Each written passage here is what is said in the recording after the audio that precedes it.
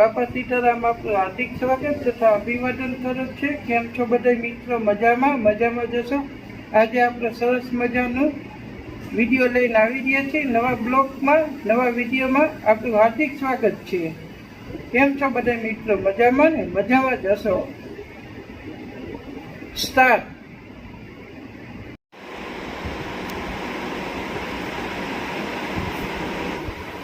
રાજ્ય સરકારના કર્મચારી એમાં જે મેં કાર્ય કર્યું છે એ કાર્યમાં બદલ મને ગુજરાત રાજ્ય સમાજ સલાહકાર બોર્ડ કુટુંબ અને બાળ કલ્યાણ યોજના મહુવા તાલુકામાંથી મને આ શ્રેષ્ઠ કામની ટ્રોફી મળેલ છે। બાપા સીતારામ આપનું હાર્દિક સ્વાગત કરે છે, અભિવાદન કરે છે। સૌને મારા બાપા સીતારામ।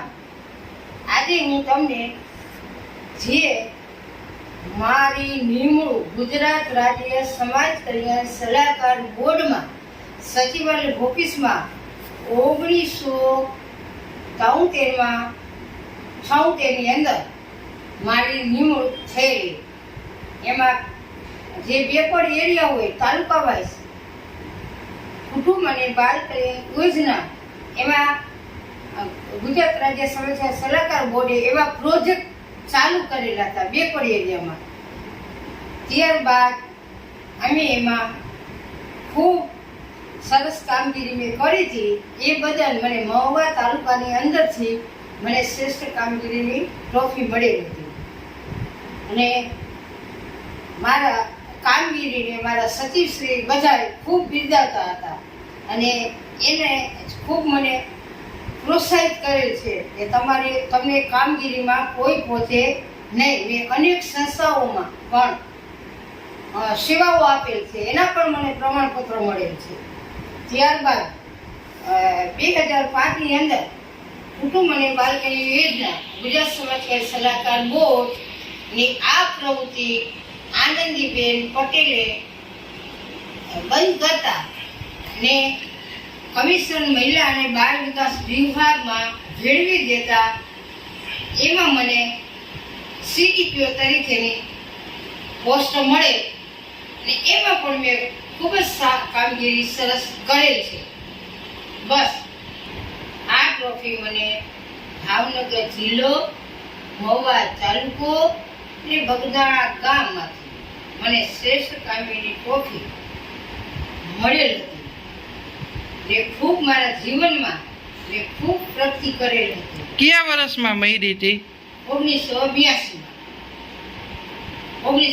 માં આ ટ્રોફી મળેલ છે। આ કોના હસ્તક?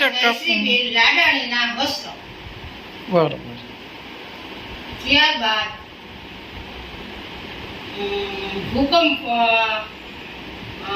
થતા અમને માંડલ જિલ્લામાં મૂકેલ હતા, ત્યાં પણ અમે ખૂબ કામગીરી સરસ કરેલ છે। ભૂકંપની અંદર અમને માધાપર કચ્છમાં મૂકેલ હતા, ત્યાં પણ ખૂબ કામગીરી સરસ કરેલ હતી અને આ રીતે અને ત્યારે મારી ઉંમર ને એમાં કડવા પટેલની કાસ્ટ મારી હતી, બેકવર્ડ એરિયો હતો માળિયા તાલુકો, માળિયા ગામ, એમાં લક્ષ્મીનાથ ગામ હતું, એમાં કોઈ દીકરીઓને ભણાવતા નહીં। ત્યારે સશક્તિકરણ નહોતું, નારી શક્તિ નહોતી, ત્યારે મહિલા દિન નહોતું, આવી કોઈ સરકારશ્રીએ આવી યોજના બહાર પાડેલ નહોતી। છતાં મારા મા બાપ જાગૃત હતા અને એક હું ખેડૂત ગરીબ પરિવારની દીકરી હતી અને મેં શૂન્યમાંથી સર્જન કરીને ખૂબ આગળ આવી છું ને એમાં પણ મોટામાં મોટો ફાળો અમારા માળિયાના મહારાણી સાહેબ શ્રી ગિરહરબા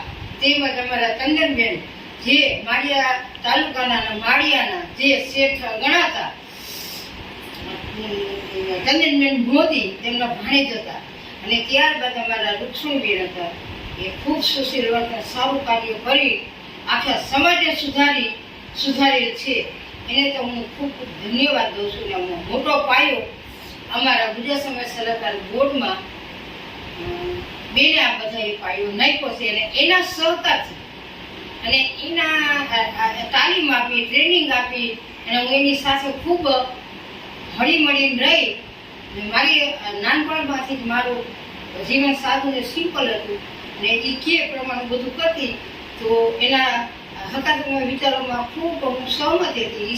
એટલા માટે કીધું કે મારે આ દીકરીને આ પ્રોજેક્ટની અંદર ગુજરાત સમાજ સલાહકાર બોર્ડની અંદર નિમણૂક આપવી જ છે. પછી બધા ભેગા થઈ અને મને ગુજરાત રાજ્ય સમાજ કલ્યાણ સલાહકાર બોર્ડમાં નિમણૂક આપી. હું ખાવડા બોર્ડર એરિયા ઉપર ભુજમાં મારી ઓફિસ હતી. શરૂઆતમાં હું 18 વર્ષની ઉંમરની અંદર હું ત્યાં દાખલ થઈ ગઈ. ત્યાર પછી મને ઇન્દોર એમપીની અંદર મને સરકારશ્રીએ તાલીમ આપવા માટે મને મોકલે. ત્યારબાદ 1976માં હું માળિયા તાલુકામાં આવી. ત્યારબાદ 2001માં હું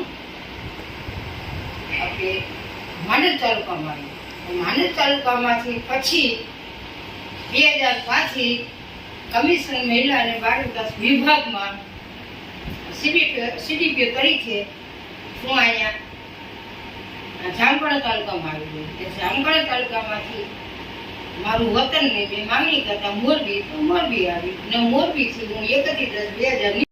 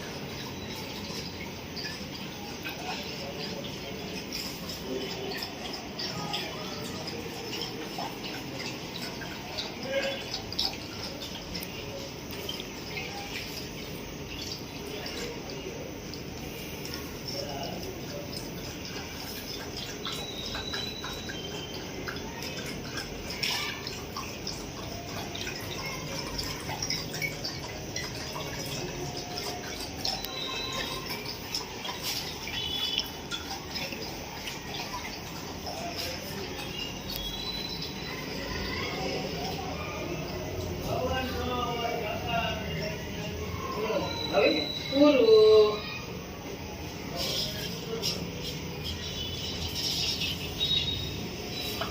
હવે દરવાજો ખોલીને લંગોટો બેઠો છે બારે, એને બિસ્કિટ દઈ દો, બરોબર?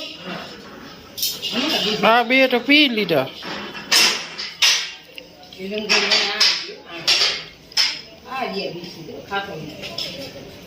કોને આપી?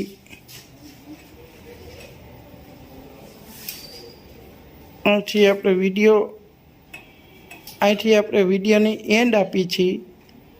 કાલે પાછો સરસ મજાનો નવો વિડીયો લઈને તમારી સમક્ષ આવીશ. Good night. આભાર.